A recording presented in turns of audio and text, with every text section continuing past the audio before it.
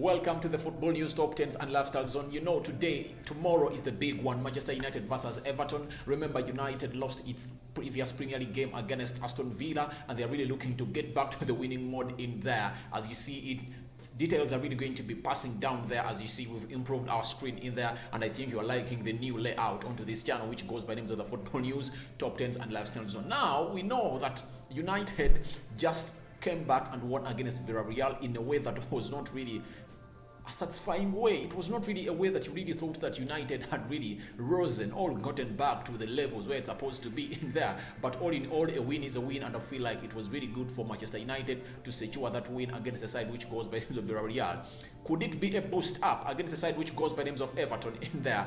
That is what we are really going to discuss in here for you in here onto the Football News Top 10s and Lifestyle Zone in there. As you see in there, the goalkeeper that we think is really going to be in goal is going to be David De Gea. Today in the press conference, as Ole Gunnar Solskjaer was really addressing the media on the pre-match press conference of United versus Everton. Remember, the game is at Old Trafford tomorrow at it's 14:30 hours in there. That's when the game is going to happen in there. And remember, Ole Gunnar Solskjaer really came out and said, sorry, they asked him that question, and his reply was really all not said, but he really praised Dean Henderson, that he's also a good quality goalkeeper. But when you look at all that, why do you come up and ask such a question? Because we all know that David De Gea is in a form of his life. He just gotten back to his form where he really comes up and do the needful enough for Manchester United. He is one of those players that are undroppable in now, to an extent that even the Champions League game against Villarreal, the manager never really benched him. He brought in a man who goes by names of David De Gea. Dean Henderson was not thought of. So I don't think that Dean Henderson is going to be thought of into this game of Manchester United versus Everton, because if there is a game that Ole Gunnar Solskjaer really needs to win, it's none other than this one. This is a must-win for Ole Gunnar Solskjaer, because he lost at Old Trafford against Aston Villa, and the only way to get the faith back and the support of the fans of Manchester United, you know, fans really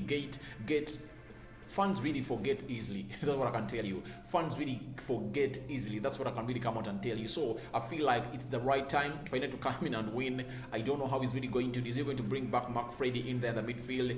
We are really going to jet into this and let you know what we think Ole Gunnar Solskjaer is really going to do. But in case for the goalkeeper, I know it's going to stay unchanged. As you see there, the goalkeeper goes by names of David De Gea in there for you. A man who came in at Old Trafford when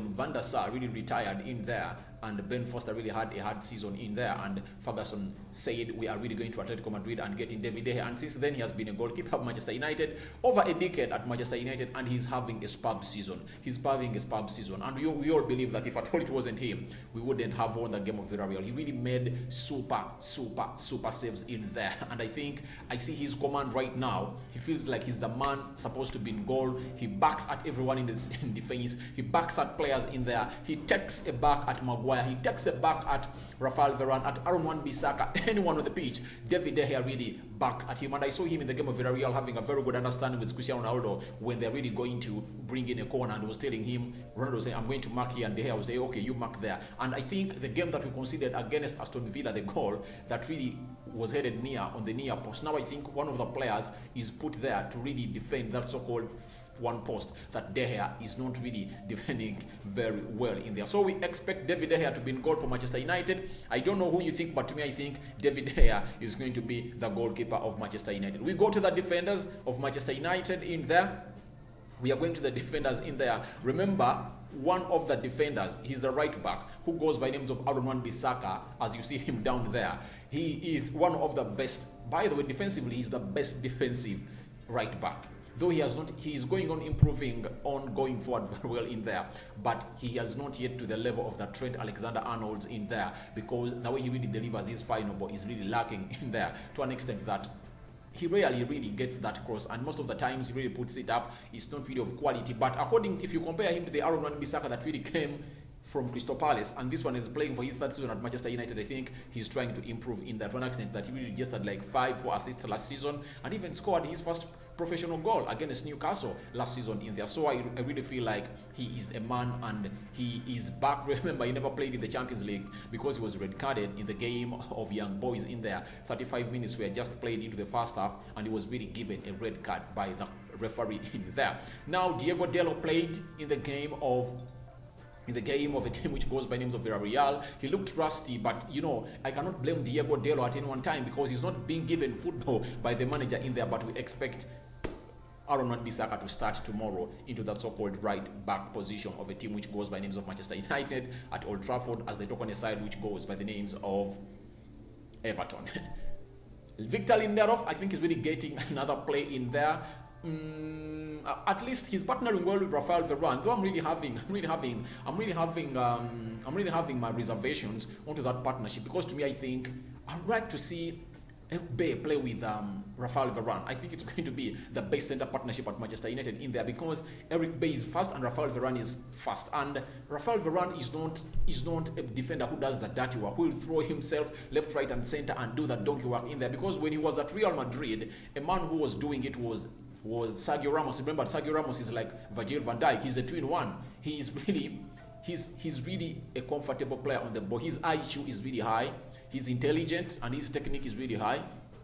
And when it comes to doing that dirty work, that do all die hard. He really has it. And I think if at all Eric Bay is partnered with Raphael Varane, I'm really waiting to see that partnership one day, and I see how Eric Bay will come in and play in there. But I know Ole Gunnar Solskjaer loves a man who goes by the names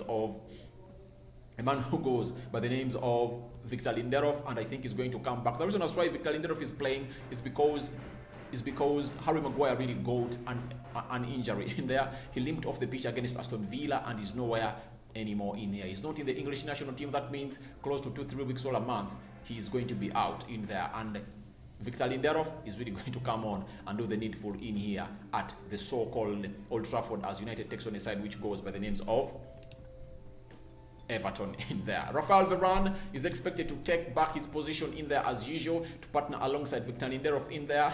No questions on him, though he really he did some big mistakes in the game of Villarreal in there, but I think it was all about him not having played with Victor Lindelof for some time. But it's good, by the way, for Harry Maguire to get injured, and Raphael Varane really knows how to play with a man who goes by names of Victor Lindelof, because even if Raphael Varane gets an injury, that means Lindelof and Maguire know one another, so they don't even need to go in, and we won't even worry about that partnership because we know they've played together for like 2-3 seasons in a row in there at Manchester United. So it's good to see to it that Raphael Varane can partner with Victor Lindelof and Harry Maguire, and I know we won't really get those problems that we will get like we are getting right now, as Victor Lindelof is trying to learn how to play with Raphael Varane in there. And by the way, I was surprised in the game of Villarreal that Raphael Varane played on the left side of the centre back and Victor Lindelof played on the right side of the centre back, because I always knew that Lindelof plays better on the left side of the centre back. That's why we always complain of their partnership with the man who goes by names of Harry Maguire, because they always collided. They always collided in there. But all in all, I really think they're really going to get a very good partnership in there as they play a side which goes by the names of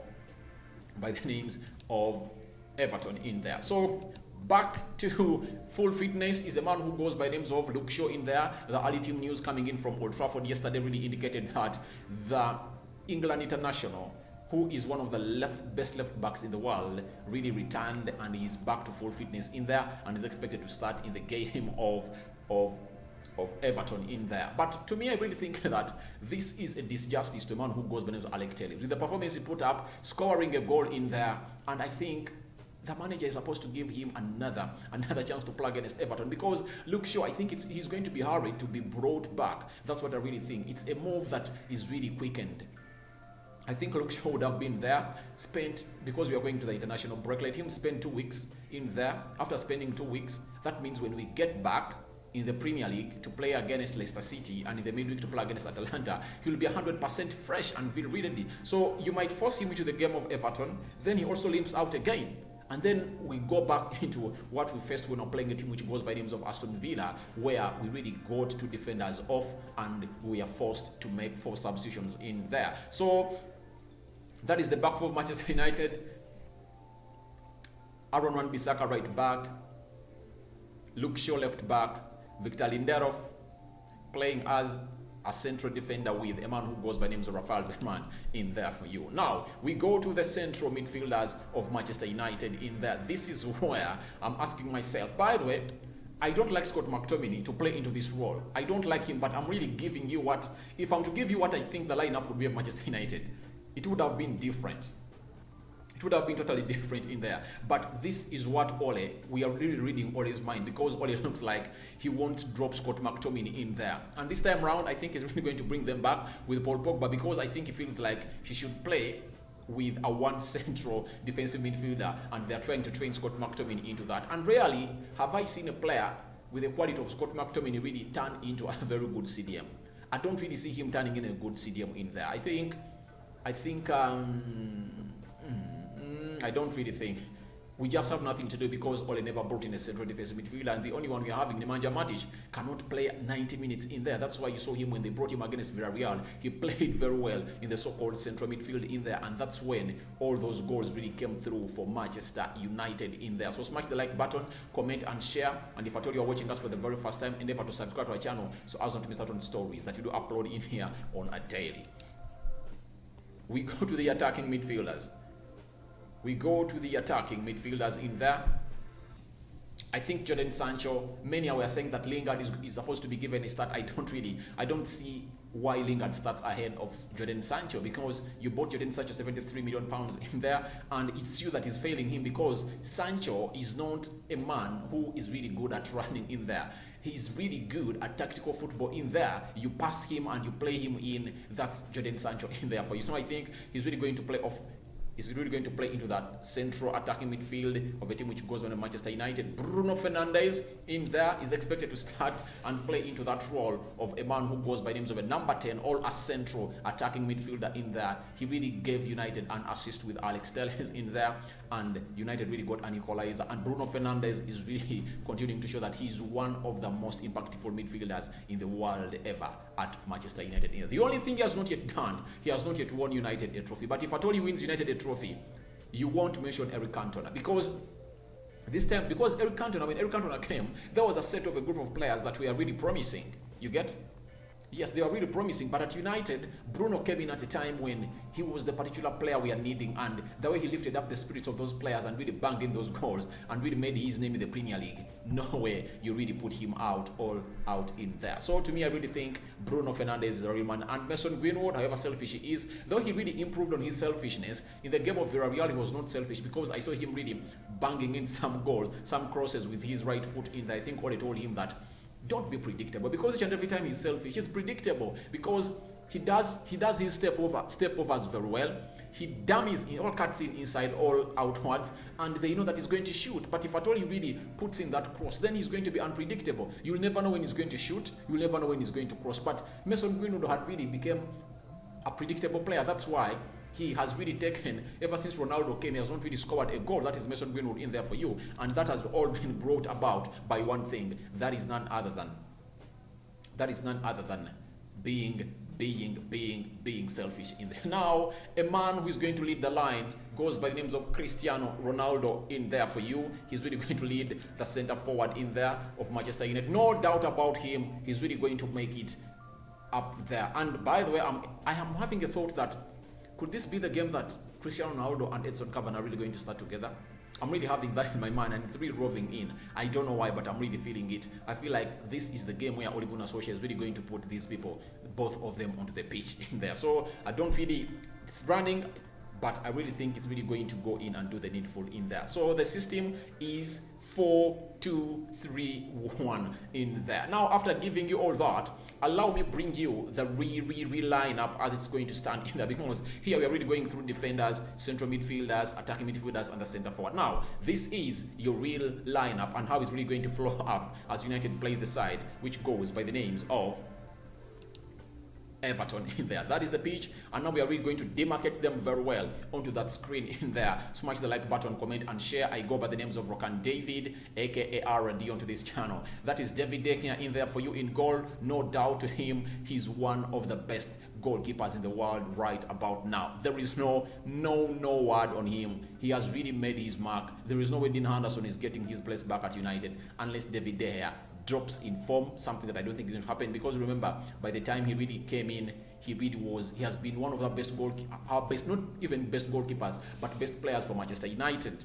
You get, for all of those years in there, ever since Alex Ferguson left in there. So it looks like David De Gea has really earned himself that position. Aaron Bissaka is back to play as a right back for Manchester United. Remember, in the game of a team which goes by the names of Villarreal, he never featured in there. He's going to partner with a man who goes by names of Victor Lindelof and Raphael Varane in there, with Luke Shaw playing as a left back for a team which goes by names of Manchester United. So this is the so-called horizontal version in there of our lineup in there, because the other one was really, we are really tackling one by one, like goalkeeper, defenders in there, but here we are really bringing you the best as it's supposed to be.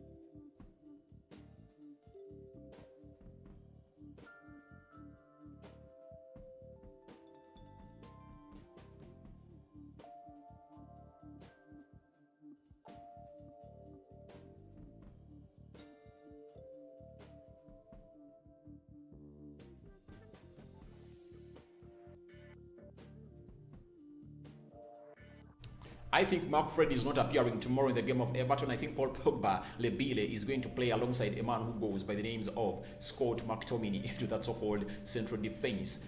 That is the down midfield pivot of Manchester United as they take on a side which goes by the names of Everton tomorrow. The first game that is kicking started. Mason Greenwood is expected to start onto the right side. I'm really having worries and doubts whether he's going to start, because when you look at him, he started in the game of Mason Greenwood started in the game of Villarreal, he started in the game of Aston Villa, and all of those games he almost played 90 minutes. And I think the manager can rest him, but the only reason as to why he put him into this so-called lineup is, I think, because he was not even called up for the England national duty in there. I think Ole will play him because he knows he has more 2 weeks of resting in there without playing football in there. So I really feel like Mason Greenwood is really going to start off that side. Bruno Fernandes is going to play as a central attacking midfielder for Manchester United in there, as they talk on the side which goes by the names of Everton. That's his role. No one can really play that place very well, or anyone better than him in there at Manchester United. He has cemented it all and has done it all. The only thing he has not yet done, winning a trophy for Manchester United. We go to the centre forward, a man who rescued United against a side which goes by names of Villarreal. He goes by names of Cristiano Ronaldo. He came in from Sporting Lisbon in 2003 and left in 2009 for Real Madrid, Juventus, and now he's back in there. Viva Ronaldo in there. You saw what he did and what Ronaldo is all about in there. So that is the predicted Manchester United lineup versus a side which goes by names of Everton in there. So smash the like button, comment and share. I feel like you guys have lots to say about this. You can as well go into the comment section and tell us what you think about this so-called predicted lineup of Manchester United. Me and my colleagues of the Football News Top 10s and Lifestyle Zone have really come up with it. So guys, feel free to really tell me what you think about it. I'm Rokani David. Thank you guys for watching, and smash the like button, comment and share. I'm signing out for now. See you later with more videos are loading onto this channel.